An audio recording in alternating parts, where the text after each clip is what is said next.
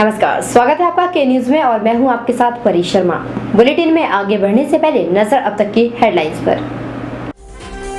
Headlines के प्रायोजक हैं रतन सिंह सराफ एंड सन्स, जहां 1928 से कायम है संपूर्ण गुणवत्ता, और रिफ्रेश, एक ऐसा एहसास जो कर दे आपको रिफ्रेश।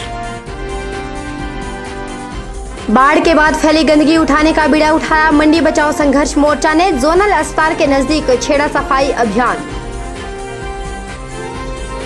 भारी बारिश ने किसानों और बागवानों की उम्मीदों पर फेरा पानी। फसल पर नेट ओढ़ने की सिफारिश, विभाग से मांगी मदद। ऊना के एक धार्मिक स्थल के नजदीक खुले शराब के ठेके को लेकर खड़ा हुआ विवाद। लोगों ने की ठेके को तुरंत हटाने की मांग। और पटेल मैदान में जारी राष्ट्रीय फुटबॉल प्रतियोगिता को लेकर स्थानीय लोगों में उत्साह। तीसरे दिन त्रिवेंद्रम की टीम बढ़ी आगे। बुलेटिन में सबसे पहले बात करते हैं मंडी की। भारी बारिश की वजह से 2 सप्ताह पहले मंडी जोनल अस्पताल और अस्पताल के नजदीक की दुकानों और घरों को जो नुकसान हुआ, उस मंजर से आज भी लोग आहत है। इस घटना के चलते यहाँ पसरी धूल और मिट्टी आज तक मरीजों और यहाँ से गुजरने वाले राहगीरों को परेशान करती रही है, क्योंकि PWD और नगर परिषद ने यहाँ से पत्थर और मलबे को तो उठा लिया, लेकिन यहाँ पसरी गंदगी बरकरार रही, जिसे साफ करने का बीड़ा उठाया है मंडी बचाओ संघर्ष मोर्चा ने। बीते 2 सप्ताह पहले मंडी में हुई भारी बारिश के चलते एक बाढ़ भरा मंजर मंडी जोनल हॉस्पिटल के नजदीक देखने को मिला था, जिसके चलते अस्पताल के साथ साथ कई दुकानें और घर भी इसकी चपेट में आ गए थे। बाढ़ के कारण यहां पहुंचे पत्थरों को तो विभागीय कार्यवाही के चलते उठा लिया गया, लेकिन यहां पसरी धूल, मिट्टी और गंदगी को साफ करने का बीड़ा उठाया मंडी बचाओ संघर्ष मोर्चा ने रविवार को अग्निशमन विभाग के सहयोग से नगर परिषद के सफाई कर्मचारियों को साथ लेकर एक सफाई अभियान को शुरू किया और अस्पताल के नजदीक फैली गंदगी को साफ किया। रोजाना जो भारी गाड़ियां यहाँ से चलती हैं, सड़क के साथ है, अस्पताल के साथ में आती हैं, मरीज आते हैं, छोटे छोटे बच्चे आते हैं, तो वो मंडमुंह ढक के आते हैं। तो यहाँ पर जितना भी ये जो गर्द पड़ी हुई थी, इस गर्द को हमने साफ करने का निर्णय लिया। तो मंडी बचाओ संघर्ष मोर्चा के संगठन के तहत एक अध्यक्ष होने के नाते हमने जिला प्रशासन के पास अपनी रिक्वेस्ट की। जिला प्रशासन मंडी ने हमारी मदद की और खास करके जो हमारे फायर ब्रिगेड और होमगार्ड के कमांडेंट हैं, उन्होंने बहुत मदद करते हुए आज हमें एक जनहित में जो है वो एक पानी का टैंकर मुहैया करवाया। उसके तहत हमने अस्पताल का सारा एरिया जो है वो पानी के साथ धोया। और खास करके जो हमारे यहाँ पर जो सफाई कर्मचारी हैं, उन्होंने एक श्रमदान दिया हमारे लिए। उन्होंने सुबह से लेकर के अभी दोपहर के 2-2:30 बजने वाले हैं, तब तक इन्होंने काफ़ी मेहनत से हमारा सहयोग किया और पानी के साथ साथ इन्होंने मेहनत से जो है पानी की बौछारों की परवाह न करते हुए शहर की जनता के लिए और ग्राम की जनता के लिए और रोगियों के लिए जो एक रास्ता साफ किया, ये अपने आप में बहुत ही बड़ी मिसाल है। गुलेरिया ने उन लोगों का भी धन्यवाद किया जिन्होंने जनहित कार्य में मोर्चा का सहयोग दिया है। वहीं उन्होंने सरकार से नगर परिषद में कार्यरत कर्मचारियों को रेगुलर किए जाने की मांग भी की। के बीच में कुछ ऐसे कर्मचारी भी हैं जो नगर परिषद में कार्यरत भी हैं और 15-15 साल से जो नगर परिषद में रहते हुए ठेकेदारों के अंडर में जो है वो काम करते हुए यहाँ सुबह 4 बजे उठ करके लोगों की गलियाँ नालियाँ सब साफ करते हैं। तो हम जिला प्रशासन से और सरकार से गुजारिश करते हैं कि इनके कार्यकाल को देखते हुए इन्हें जो है पक्का किया जाए, क्योंकि जैसे अभी हमारे हिमाचल सरकार की नोटिफिकेशन हुई है कि जिसको 8 साल से ऊपर काम करते हो गया है, चाहे वो कोई भी कर्मचारी है, उसको रेगुलर कर दिया जाएगा। तो हम गुजारिश करें, यही चाहेंगे सरकार से कि जो जिन्होंने आज ये मंडी शहर को जो स्वच्छ रखे हुए हैं, साफ रखा हुआ है, क्योंकि ये इनकी ही देन है, इनकी ही मेहनत है जो आज सुबह होते ही हमें सड़कें, गलियां और अपने मोहल्ले साफ मिलते हैं। गौर रहे कि मंडी जोनल हॉस्पिटल में जहां स्थानीय और आसपास के क्षेत्रों से लोग अपना इलाज करवाने पहुंचते हैं, वहीं अगर मरीजों को एक स्वच्छ वातावरण मिले तो मरीज की आधी बीमारी तो यूं ही कट जाती है। इसी कड़ी में इस क्षेत्र में सफाई अभियान का छेड़ा जाना निश्चित ही एक बेहतर प्रयास था। मंडी से लोकेश के साथ ब्यूरो रिपोर्ट, के न्यूज़। लगातार हो रही भारी बारिश ने किसानों और बागवानों की उम्मीदों पर पानी फेर दिया है। लोगों के सपने चूर चूर हो गए हैं, क्योंकि अब की बार भी पिछले साल के मुकाबले सेब की पैदावार कम हुई है। वहीं रही सही कसर ओलावृष्टि और भारी बारिश ने पूरी कर दी, जिसकी वजह से लोगों को खासा नुकसान झेलना पड़ रहा है। बागवानों ने अब अपनी फसल बचाने के लिए सरकार से नेट का प्रावधान किए जाने की गुहार लगाई है। भारी बारिश के चलते बाडू, गोहर, चैलचौक के लोगों को भी सेब की फसल पर खासा नुकसान झेलना पड़ रहा है, क्योंकि जहां पहले से ही सेब की पैदावार कम हो रही थी, वहीं रही सही कसर ओलावृष्टि और भारी बारिश ने पूरी कर दी है। बागवानों ने उद्यान विभाग से मांग की है कि उन्हें सेब के बगीचों को बचाने के लिए नेट दिए जाएं ताकि उनकी फसल का बचाव हो सके। हमारे जो फसल अच्छी आती तो पेटी हमारे 5,000 के करीब हो जाती है। जब बजरी वगैरह पड़े तो कुछ भी नहीं होता है। ये समस्या होती है हमारे सबसे ज़्यादा, और कुछ नहीं। हमारे बजरी नेट वगैरह हमारे को मिलनी चाहिए सरकार की तरफ से। ये हमारी मैं हॉर्टिकल्चर की तरफ से एक रिक्वेस्ट करना चाह रहा हूँ कि हमारे जो इस बगीचे के लिए नेट की सुविधा हो, और जब बजरी पड़े तो हमारी फसलें का कोई नुकसान ना हो, इसलिए मैं वहीं भारी बारिश के चलते कमरू घाटी के बागवानों को भी खासा नुकसान झेलना पड़ा है। बारिश के चलते इस क्षेत्र में सड़क को भी खासी क्षति हुई थी, जिसे अब बहाल कर दिया गया है। बागवानों ने पीडब्ल्यूडी विभाग का धन्यवाद करते हुए कहा कि सड़क बहाली से अब वह अपना सेब मंडी तक आसानी से पहुंचा पाएंगे। आज हमारे आने जाने के लिए जो सुविधा सड़क की थी और बड़ी समस्या थी, आज की डेट में जो है हमारा जो माल जो यही जो लोड अनलोड होता है, और एक्शन साहब से रिक्वेस्ट करके जो है रोड की मेंटेन हो रहा है, अच्छी हो रही है, और हमारे को मार्केट लेने के लिए बड़ी आसानी होगी। और मैं बड़ा शुक्रगुजार हूँ एक्शन साहब का, पीडब्ल्यूडी गौर का, कि उन्होंने जो है यहाँ मशीन और समय तरीके से जो है हमारे रोड की जो है देख रेख की। उम्मीद की जानी चाहिए कि सेब की पैदावार कर रहे बागवानों को पेश आ रही दिक्कतों पर बागवानी विभाग जरूर ध्यान देगा। के न्यूज़ के लिए गोहर से हरीश चौहान की रिपोर्ट। मंडी में वीरवार को अल्पसंख्यक, दलित व पिछड़ा वर्ग से जुड़े लोगों के लिए एक बैठक का आयोजन किया गया, जिसमें जिला भर के सभी समुदाय पदाधिकारियों ने भाग लिया। बैठक के दौरान जहां आने वाले लोकसभा चुनाव को लेकर रणनीति तय की गई, वहीं बोर्ड और निगम की नियुक्तियों के बारे में चर्चा हुई। इस दौरान सरकार के समक्ष अपनी मांगे भी रखी गई। मंडी में रविवार को अल्पसंख्यक, दलित व पिछड़ा वर्ग से जुड़े लोगों के लिए एक बैठक का आयोजन किया गया, जिसमें समुदाय के पदाधिकारियों ने अपनी उपस्थिति दर्ज कराई। बैठक की अध्यक्षता दलित समुदाय के समन्वयक चमन राही ने की। के न्यूज़ से बात करते हुए चमन राही ने कहा कि बोर्ड ऑफ डायरेक्टर्स और मंत्रिमंडल में भी दलित समुदाय को स्थान मिलना चाहिए। उन्होंने कहा कि आज सबसे ज्यादा शोषण दलित समुदाय से जुड़े लोगों का ही हो रहा है। प्रशासन में जो हमारा उचित प्रतिनिधित्व है, उचित प्रतिनिधित्व मिले, इसको लेकर सबने एक मत से फैसला लिया। हमारे हिमाचल सरकार में हमारे जो बोर्ड ऑफ डायरेक्टर हैं, चेयरमैन हैं, और मंत्रिमंडल में जो हमारी जगह है वो हमें मिले, हमारे समाज के लोगों को मिले। उसके अलावा जो विभिन्न जो स्कीमें हैं, विशेष रूप से जो दलितों के लिए, जो कमज़ोर तबके से संबंधित जो लोग हैं, उसमें विशेष रूप में जो सबसे ज़्यादा जो मार झेल रहे हैं वो वाल्मीकि समुदाय से संबंधित हैं। वहीं उन्होंने नगर परिषद द्वारा चलाए जा रहे हथौड़े पर भी टिप्पणी की। उन्होंने कहा कि नगर परिषद गरीब जनता को ही अपना निशाना बना रही है। नगर परिषद उसमें फैसला ले, नुमाइंदे नगर परिषद की जो हमारे का जो लोग हैं, जो चुनिंदा लोग हैं, वो उसने निर्णय ले और हाई कोर्ट में पक्ष रखे।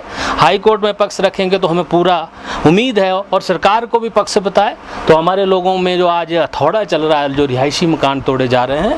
और आज रही बात अवैध कब्जों, आज मंडी शहर, मंडी जो नगर परिषद क्षेत्र है, हमारे पदाधिकारी और दूसरे सभी ने ये हमें जो एनालिसिस किया, जो सर्वे किया, उसमें लगभग अलीगली तौर पे तो 60% मंडी शहर अलीगली है।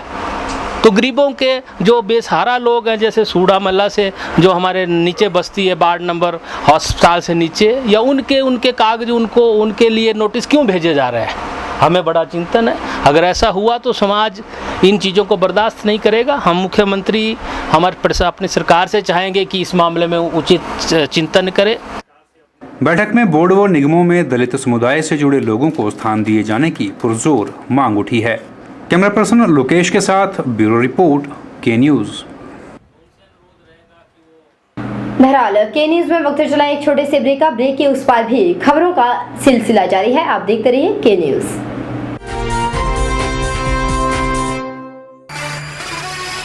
1928 से आपकी सेवा में रतन सिंह सर्राफ एंड सन्स, आभूषणों के निर्माता व विक्रेता। यहाँ पर आपको मिलते हैं खुद द्वारा तैयार किए गए संपूर्ण गुणवत्ता वाले आभूषण। रतन रतन सिंह सर्राफ में पूरी विश्वसनीयता के साथ बनाए जाते हैं स्थानीय व हिमाचली आभूषण। साथ ही यहाँ ब्रांडेड ज्वेलरी भी उपलब्ध है, जैसे अस्मी डायमंड, दिया डायमंड और रिवाज गोल्ड।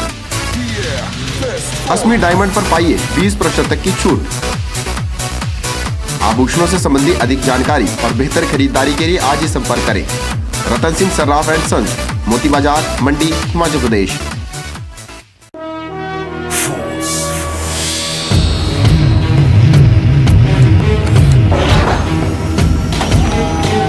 रामहरि फोर्स मोटर्स आपके लिए लेकर आए हैं पैसेंजर और कैरियर व्हीकल्स। पैसेंजर व्हीकल्स में यहां आपको मिलेंगे Trax Gama, Trax Cruiser, Traveller Luxury, Traveller ambulance और 38 seater Traveller school bus. Goods carrier vehicles में यहां उपलब्ध हैं Trump 40, Trax Cargo King, Traveller Shaktiman और ट्रैवलर डिलीवरी वैन। यहाँ व्हीकल मेंटेनेंस की सुविधा भी उपलब्ध है। साथ ही आप कंपनी द्वारा निर्मित विश्वसनीय स्पेयर पार्ट्स की खरीद भी कर सकते हैं। अधिक जानकारी के लिए संपर्क करें Ramhari force, authorized dealers in force motor limited, Gutkar, Mandi. The new force for a new India. प्रदेश सरकार द्वारा अनुसूचित जाति एवं जनजाति के विकास के लिए चलाई जा रही योजनाओं के प्रति लोगों को जागरूक करने के उद्देश्य से हिमाचल प्रदेश जाति एवं जनजाति विकास निगम द्वारा चंबा में एक जागरूकता शिविर का आयोजन किया गया। इस दौरान निगम के निदेशक विजय कुमार विशेष रूप से मौजूद रहे। चंबा की ग्राम पंचायत जडेला में राज्य अनुसूचित जाति एवं जनजाति विकास निगम द्वारा एक जागरूकता शिविर का आयोजन किया गया। इस जागरूकता कार्यक्रम में राज्य अनुसूचित जाति एवं जनजाति निगम के निर्देशक विजय कुमार बतौर मुख्य अतिथि शरीक हुए। जागरूकता शिविर में निगम के सदस्यों द्वारा ग्रामीणों को सरकार की उपलब्धियों के बारे में जानकारी दी गई ताकि आम जनता तक उन योजनाओं का लाभ पहुँच सके। और मैं भी विश्वास दिलाता हूँ इस जनता को कि जो निगम में नए तरीके से अनुसूचित जाति जनजाति के लोगों के उत्थान के लिए जो कार्य किए जाने चाहिए, चाहे वो बिजनेस के क्षेत्र में हो, चाहे वो कृषि के क्षेत्र में हो, चाहे वो बागवानी के क्षेत्र में हो, चाहे वो शिक्षा के क्षेत्र में हो, जहाँ हमारी बोर्ड की मीटिंग होगी उस मीटिंग में उन मुद्दों को उठाया जाएगा, क्योंकि जब तक इन गरीब लोगों का उत्थान नहीं होगा हमारा भारत जो है खुशहाल नहीं माना जा सकता।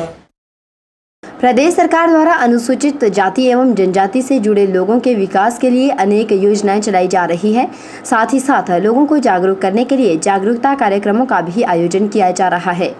उम्मीद की जानी चाहिए कि अनुसूचित जाति एवं जनजाति से जुड़े लोगों को इन योजनाओं का भरपूर लाभ मिल पाएगा।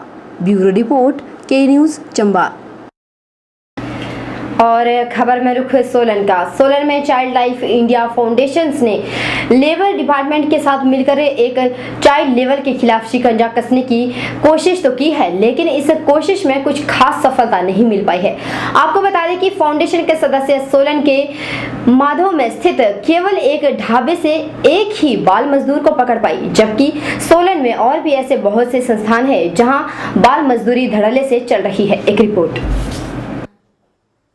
Child line India foundation and labour department के साथ मिलकर चाइल्ड लेबर के खिलाफ शिकंजा कसने के लिए एक ढाबे से बाल मजदूरी करता एक बच्चा पकड़ा गया है, जो नेपाल का रहने वाला बताया जा रहा है।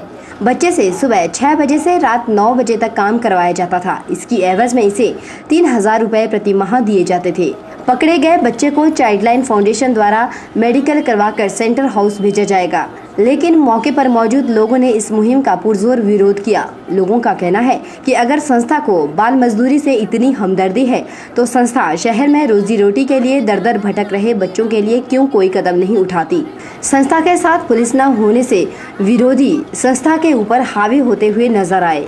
वहीं चाइल्ड लाइन फाउंडेशन की प्रदेश अधिकारी अपर्णा श्रीवास्तव ने कहा कि इस मुहिम में योजनाबद्ध तरीके से 8 से 10 साल के बच्चों को छुड़ाया जाना था, लेकिन पुलिस विभाग द्वारा संस्था को सहयोग न मिलने से यह काम सिरे नहीं चढ़ पाया है, जिसके चलते एक ही बच्चे को बाल मजदूरी करते हुए पकड़ा गया है।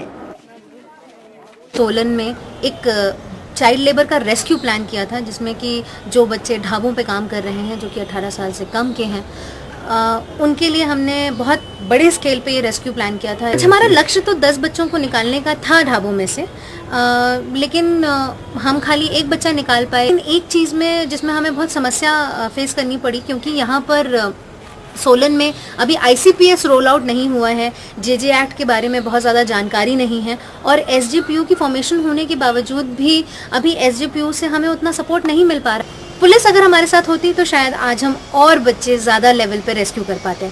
बेशक संस्था द्वारा बचपन को बचाने के लिए सराहनीय कदम उठाने की पहल तो की गई, लेकिन उन बच्चों के भविष्य के लिए जब तक हर जिला में आश्रम या चाइल्ड वेलफेयर कमेटी नहीं बनाई जाएगी, तब तक इस तरह की कोई मुहिम सिरे नहीं चढ़ पाएगी, जिससे कुछ ही वर्षों में संरक्षण प्रदान करने आगे आई स्वयंसेवी संस्थाओं का उत्साह भी कम होता जाएगा और बच्चों का सुनहरा बचपन बर्तन धोकर या सफाई करते हुए अंधकार में डूब जाएगा। उम्मीद की जानी चाहिए कि इस मुहिम को और सुदृढ़ बनाने के लिए हर पहलू पर गौर किया जाएगा। के न्यूज़ के लिए सोलन से कीर्ति कौशल की रिपोर्ट। ऊना के एक धार्मिक स्थान के नजदीक खुले शराब के ठेके को लेकर विवाद खड़ा हो गया है। ग्रामीणों और यहां आने वाले श्रद्धालुओं ने इसके खिलाफ बगावत शुरू कर दी है। आरोप है कि ठेके के कारण शराब पीने वाले लोग अक्सर यहां हुड़दंग करते पाए जाते हैं, जिसकी वजह से न सिर्फ स्थानीय लोगों को परेशानी होती है, बल्कि धार्मिक स्थल पर पहुंचे श्रद्धालुओं की भावनाएं भी आहत होती है। लोगों ने इस ठेके को कहीं और शिफ्ट करने की मांग की है। ऊना का पीर निगाह मंदिर उत्तर भारत के विख्यात धार्मिक स्थलों में से एक है और यहाँ भारी संख्या में श्रद्धालु आते हैं। यहाँ आने वाले श्रद्धालु इसके आसपास बने धार्मिक स्थानों पर भी श्रद्धा से नमन करते हैं, लेकिन इसी पीर निगाह मंदिर से करीब 200 मीटर दूर खुले एक शराब के ठेके को लेकर विवाद खड़ा हो गया है। यह ठेका 30 जून को ही यहाँ शिफ्ट किया गया है, लेकिन ग्रामीण और यहाँ आने वाले श्रद्धालुओं ने इसके खिलाफ खुलकर बगावत कर दी है। लोगों ने एक संयुक्त मुहिम के तहत ठेके के विरोध में जमकर प्रदर्शन किया। जो हम सैकड़ों वर्षों से जिस बट वृक्ष और शिवलिंग की पूजा करते हैं, उसके ठीक सामने हिमाचल सरकार के कुछ मंत्रियों, कुछ स्थानीय नेताओं और अफसरों की मिलीभगत के कारण उसके ठीक सामने हमारी आस्थाओं के साथ खिलवाड़ करते हुए इन्होंने एक शराब का ठेका खोल दिया है।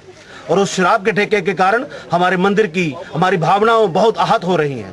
और उन आहत होने का प्रमुख कारण जो है, यहाँ दिन रात शराबी घूमते हैं और अपनी गंदगी फैलाते हैं, शराब की बोतलें इधर उधर फेंकते हैं। बहु बेटियों का मंदिर आना दुश्वार हो गया है। इस मंदिर में न सिर्फ हिमाचल बल्कि पंजाब और हरियाणा से भी श्रद्धालु यहाँ दर्शन करने आते हैं। यही कारण है कि लोग इस ठेके को यहाँ से हटाने की मांग कर रहे हैं। विरोध कर रहे लोगों ने चेतावनी भी दी है कि यदि इस मांग की ओर कोई गौर नहीं किया गया तो वह उग्र आंदोलन पर उतर आएंगे। आपको बता दें कि विरोध कर रहे लोग इस ठेके को यहां से हटाने के लिए भूख हड़ताल और आमरण अनशन तक करने को तैयार है। वहीं मंदिर के पुजारी ने भी सरकार से ठेके को कहीं दूसरी जगह ले जाने की गुहार लगाई है। और यहाँ शराब का ठेका सामने खुला हुआ है, जो हमारी आस्था के साथ खिलवाड़ है। इसका आधार ये है, जो ये मंदिर है, जो हमारे बुजुर्गों का जद्दी पुरखी मंदिर है और मैं इसकी 20-22 साल से पूजा कर रहा हूँ। जो भी श्रद्धालु इधर आते हैं सबकी आसें पूरी होती है। तो मेरी सरकार से यही अनुरोध है कि जहाँ से ठेका बंद किया जाए, कहीं और ले जाया जाए। वहीं लोगों का भारी विरोध देखते हुए प्रशासन भी हरकत में आ गया है। प्रशासन ने मामले की जांच के आदेश जारी कर दिए हैं और आबकारी विभाग को मामले की रिपोर्ट भेजने को कहा गया है। इस मामले में प्रशासन ने अपनी कार्यवाही तो शुरू कर दी है। अब देखना यह होगा कि कब तक प्रशासन श्रद्धालुओं और स्थानीय लोगों को इस समस्या से निजात दिला पाता है।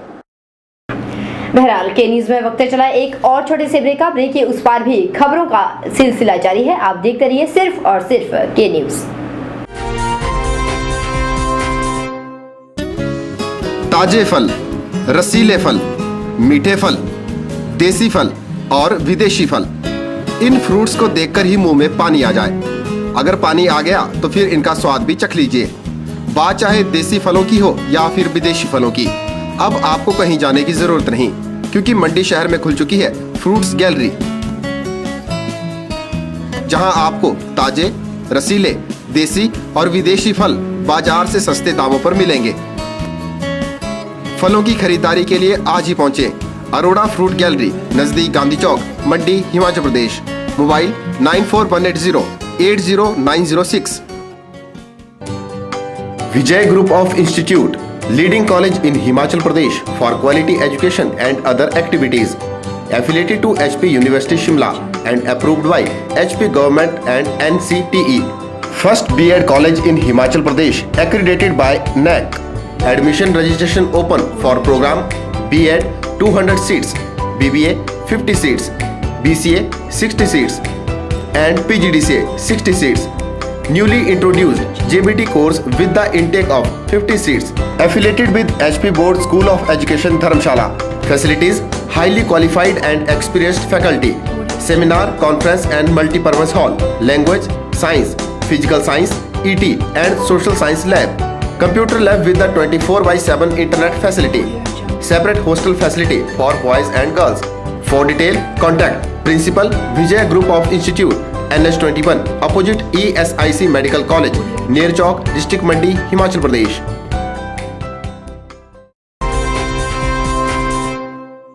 और खबर खेल जगत से जुड़ी हुई। मंडी के ऐतिहासिक पडल मैदान में जारी 6 दिवसीय राष्ट्रीय फुटबॉल प्रतियोगिता को लेकर स्थानीय लोगों में खासा उत्साह देखने को मिल रहा है। प्रतियोगिता के तीसरे दिन कांग्रेस जिलाध्यक्ष पूरनचंद ठाकुर भी खिलाड़ियों की हौसला अफजाई करने पडल मैदान पहुंचे। इस रोज पहला मैच राजकोट 11 और state bank of Trivandrum Kerala की टीम के बीच खेला गया। इसमें त्रिवेंद्रम की टीम ने 1-0 से अपनी जीत दर्ज कराई।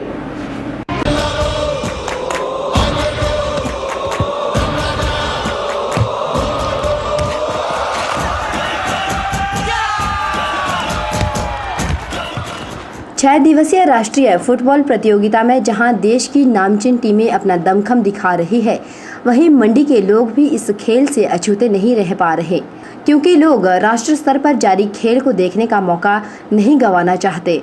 वहीं इस खेल का आनंद लेने के लिए कांग्रेस प्रदेशाध्यक्ष भी खुद को रोक नहीं पाए। वह भी मंडी के पडल मैदान में पहुंचे और फुटबॉल मैच का भरपूर लुत्फ उठाया। इस मौके पर पूरनचंद ठाकुर ने खिलाड़ियों को प्रोत्साहित भी किया। मैं खिलाड़ियों से आह्वान करना चाहूँगा कि खेल को खेल की भावना से खेलें, आपसी भाईचारे को बना करके रखें। जहाँ शिक्षा से बुद्धि का उत्थान होता है, वहाँ खेल कूद से जो है शारीरिक शक्ति का जो है उत्थान होता है। तो आज के युग में खेलों का बहुत महत्व है। खेल की भावना से खिलाड़ी खेलें और अनुशासन जो खिलाड़ियों ने बना करके रखा, उसकी भी मैं तारीफ करना चाहूँगा। और मैं जिला मंडी का अध्यक्ष होने के नाते जो विदेशों से आए हुए खिलाड़ी, उनसे भी चाहूँगा कि आपके रहने सहने में और खाने पीने में कोई कमी नहीं होगी, तो उसके लिए मैं क्षमा भी चाहूँगा। आपको बता दें कि इन दिनों मंडी के ऐतिहासिक पडल मैदान में देश की नामचीन टीमें अपना दमखम दिखाने में जुटी हैं। प्रतियोगिता के तीसरे दिन का पहला मैच राजकोट 11 और state bank of Trivandrum Kerala की टीम के बीच खेला गया। इसमें त्रिवेंद्रम की टीम ने 1-0 से जीत दर्ज कराई। मैच के 22वें मिनट में त्रिवेंद्रम के उस्मान ने अपनी विरोधी टीम के खिलाफ शानदार गोल दागकर जीत को अपनी टीम के नाम किया।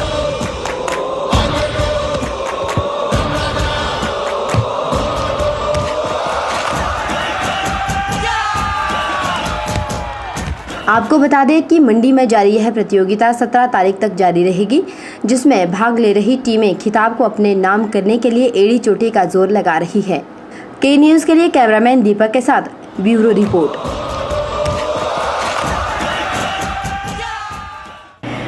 फिलहाल वक्त तो चला एक और छोटे से ब्रेक का। ब्रेक के उस पार भी खबरों का सिलसिला जारी है। आप देखते रहिए के न्यूज़।